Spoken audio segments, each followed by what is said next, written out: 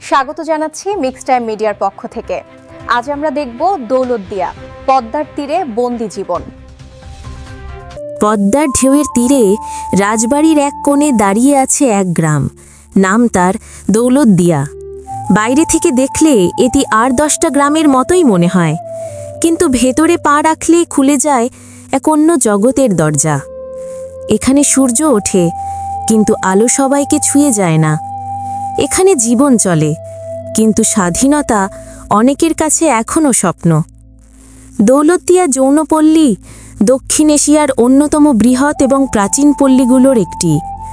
রাজবাড়ী জেলার গোয়ালন্দ উপজেলার পদ্মা নদীর চরে গড়ে ওঠা এই এলাকায় প্রায় 2000 নারী প্রতিদিন লড়াই করে জীবনের সাথে। এই পল্লীর ইতিহাস পুরনো। শোনা যায় ব্রিটিশ আমল থেকেই এখানে নারী পাচার আর যৌন বাণিজ্যের সূচনা হয়েছিল। সময়ের সঙ্গে সমাজ, রাজনীতি, এমনকি দেশ বদলেছে, কিন্তু এই পল্লীর বাস্তবতা খুব বেশি বদলায়নি। এখানে প্রতিটি ঘর এক একটি গল্প। কারো গল্প শুরু হয়েছে দারিদ্র্য থেকে, কারো গল্প শুরু হয়েছে প্রতারণা বা জোর জবরদস্তি দিয়ে। কেউ এসেছে নিজের সন্তানকে বাঁচানোর জন্য, কেউ এসেছে কোনো পথ না পেয়ে। দিনের আলোয় এই পল্লীর নিস্তব্ধ, রাতে জেগে ওঠে আলো, শব্দ আর মানুষের ভিড়ে। এই ভিড়ের মধ্যে হারিয়ে যায় অনেকের হাসি, অনেকের স্বপ্ন। দৌলতদিয়া শুধু একটি এলাকা নয়, এটি এক প্রকার সমাজ। এখানে আছে ম্যাডাম বা বড় দিদি নামের এক ধরনের ক্ষমতার কাঠামো। অনেক মেয়ে এখানে আসে ঋণের ফাঁদে পড়ে, যাকে বলা হয় বন্ডেড লেবার, অর্থাৎ ঋণ শোধ না হওয়া পর্যন্ত বন্দি জীবন।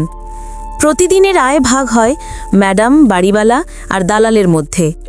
এই অর্থনৈতিক বৃত্ত ভাঙা খুব কঠিন, কারণ প্রত্যেকেই এখানে টিকে থাকার লড়াইয়ে বন্দী।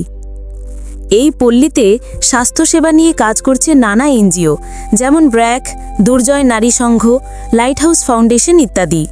তারা চেষ্টা করছে HIV প্রতিরোধ, চিকিৎসা ও মানসিক সহায়তা দিতে। তবুও এখানে ভয়, লজ্জা আর সামাজিক বৈষম্য প্রতিদিনের সঙ্গী। অনেক নারী চিকিৎসা নিতে পারেন না, কারণ বাইরে গেলেই সমাজের চোখে তাদের পরিচয় হয়ে যায় দাগ। এই পল্লীতে শত শত শিশু বড় হচ্ছে, কেউ জানে না তাদের বাবাকে, কিন্তু তারা জানে পৃথিবীতে নিজের জায়গা তৈরি করা কত কঠিন। কিছু এনজিও ছোট স্কুল চালায়, যেখানে এই শিশুরা পড়ে, গান গায়, স্বপ্ন দেখে। কেউ চায় শিক্ষক হতে, কেউ পুলিশ, কেউ ডাক্তার। হয়তো একদিন তাদেরই চোখে দেখা যাবে মুক্তির নতুন আলো। দৌলতদিয়া আসলে এক আয়না, যেখানে প্রতিফলিত হয় আমাদের সমাজের বৈষম্য, দারিদ্র্য আর অন্ধ কলঙ্কের ইতিহাস। প্রশ্নটা এখানেই, কেন এখনও একজন নারীকে নিজের শরীর বিক্রি করে বাঁচতে হয়?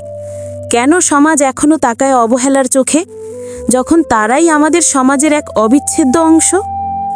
পদ্মার জলে সূর্য ডোবে প্রতিদিন, তবুও পরের দিন ভোরে আবার ওঠে নতুন আলো নিয়ে। হয়তো একদিন দৌলতদিয়ার নারীরাও দেখবে সেই আলো, যেখানে জীবন মানে শুধু টিকে থাকা নয়, জীবন মানে মর্যাদার সঙ্গে বাঁচা। দৌলতদিয়া পদ্মার তীরে বন্দি জীবনের গল্প, একটি গল্প যেখানে প্রতিটি নিঃশ্বাসই বলে মানুষ হওয়া কোনো অপরাধ নয়, বেঁচে থাকার অধিকারই সবচেয়ে বড় অধিকার।